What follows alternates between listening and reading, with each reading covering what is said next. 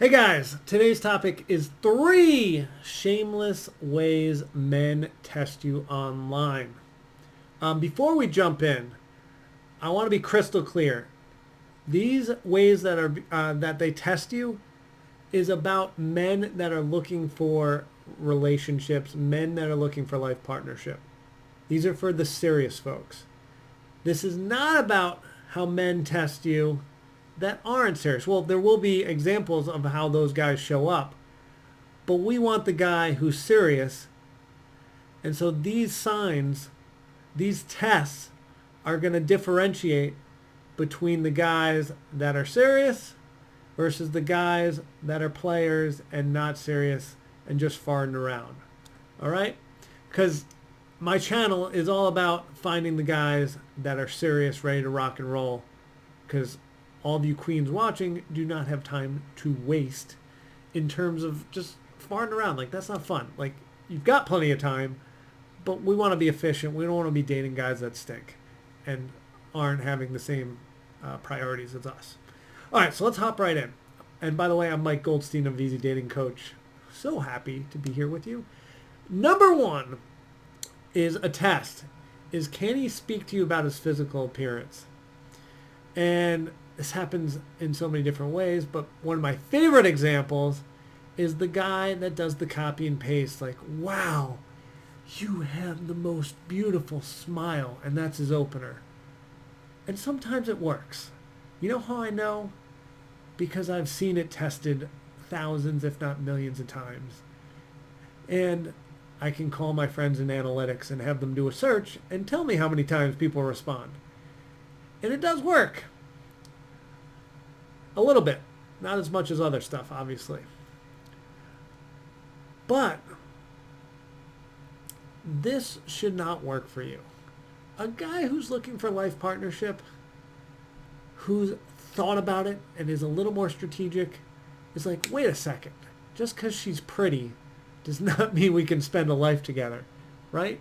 Just as you know, whoa, that, 6'3", chiseled, good-looking guy, like, he needs to be able to talk. We need to have things in common, so forth and so on, right? So the guy who doesn't put any effort in that opening message, I'd be careful with. But I wouldn't totally throw him away yet. If you rebut with, oh, that's sweet, what do you enjoy doing? And then he writes you a nice paragraph or nice few sentences that really explains what he does, well, maybe he's redeemed himself if it matches what you want. But if he's putting in minimal effort on these messages, this probably isn't that important to him, or he's not super excited about you. And we don't want a guy who's not super excited about you, right?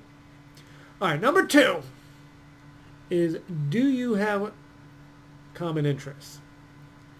I know this question sounds like boring, and it kind of is, but you really get good answers from it and a lot of information. So I'd love to see you ask, like, what do you do for fun? Or if it's important to you, like, what do you do to stay in shape? Or what do you enjoy doing to stay fit? But what do you enjoy doing for fun can cover a lot of areas. Folks that are really into fitness typically tell you, oh, biking, hiking, running.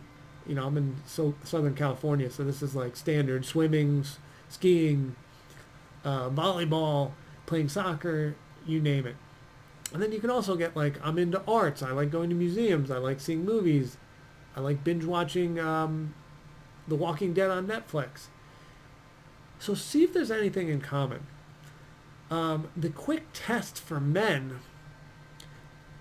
that's looking for partnership is he's sending this to a lot of women once he gets through that intro, and he's seeing if things kind of line up. Because if he's got like a few things happening, just like you have a few things happening, the way you pick the person that gets a date is the one you have stuff in common with. And so if there's stuff in common, that can be a good date. Now, let's say you are having conversations and there's not much in common. You probably don't need to show up for a date with this person. You probably, there's not much in common. It's not going to get much better on a date. So in terms of that efficiency that we're always talking about, yes, we want you to be open-minded to men, but if you find out you really don't have much in common, there's a pretty high percentage chance that date's not going to go so well. So especially if you have options, pick out the ones where there's a lot aligned. If you're sending hundreds and hundreds of messages and not getting much options, then maybe you want to give a guy a chance. Does that kind of mathematically make sense, and kind of supply and demand economics of dating make sense to you? Because that is how I treat dating. It is a supply and demand thing, but at the same time, at the end of the day, you need one partner that you really vibe with. So we have to eventually get to that end result, but at the top of this funnel, we need to see how many opportunities and options we have, right? And then we want to decrease that number by using common interests, and that's what a man will do as a test to see if you have stuff in common, just like you should do to him. All right, number 3 is how the text etiquette is. He will test you on how warm and friendly you are. I don't know if this is true, but I'm pretty sure it's true. I think that's a John Oliver quote. Is women are way better at texting than men, and you folks, you queens, are so good at being bubbly, so strong at writing paragraphs and making it friendly, happy, smiley. And men, we like one-word answer. We write short sentences. They might not even be coherent sentences. A lot of the time we're using texting for logistics, and a lot of the time you're using it to bond, to have paragraphs. Anyway, we test you on how warm you are. Like, do you kind of soften things? Like, before you go right into your question, an intro, it's like, hey, I hope you're doing well. How's your week going? And then, like, do you enjoy doing things for fun? Or like, hey, I have a really difficult question for you. Would it be okay if I asked you this? Smiley face. Do you have those skills? Because frankly, texting is very prevalent right now.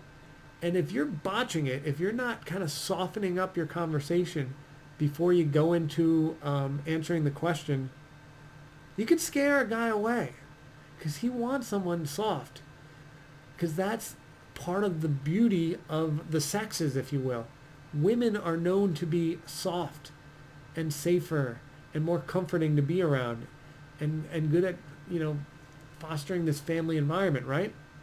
So when he deals with his men, sure, it's competitiveness, it's quick answers, it's quick-witted, and we just know that's how it's going to be with men. But what drives him to a woman is how soft she is, how smiley and bubbly she is. So that can be your competitive advantage, and he tests that. Because if you don't got it, and someone else over here does got it and has the similar things, he's going to go that route. So that's important.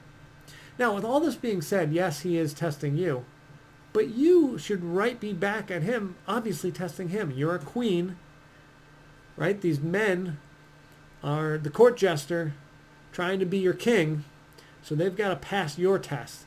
And if they pass your test, then they're the king, and they're on the same level as you. But they start as the court jester and got to earn it, right? I've talked about that countless times. All right, so these are the 3 shameless ways men test women online. Can you speak about physical appearance? Or do you get rid of them based on that? Do you have common interest? And number 3, are you warm and friendly in your responses? Was this helpful? I hope it was. If it was, go subscribe, hit the bell so you get notified when I have new videos. And as always, I love all of you, and I will put a video up there and there so you can keep watching. And I will pick one really awesome one over there for you. That's the one. All right. Bye, guys.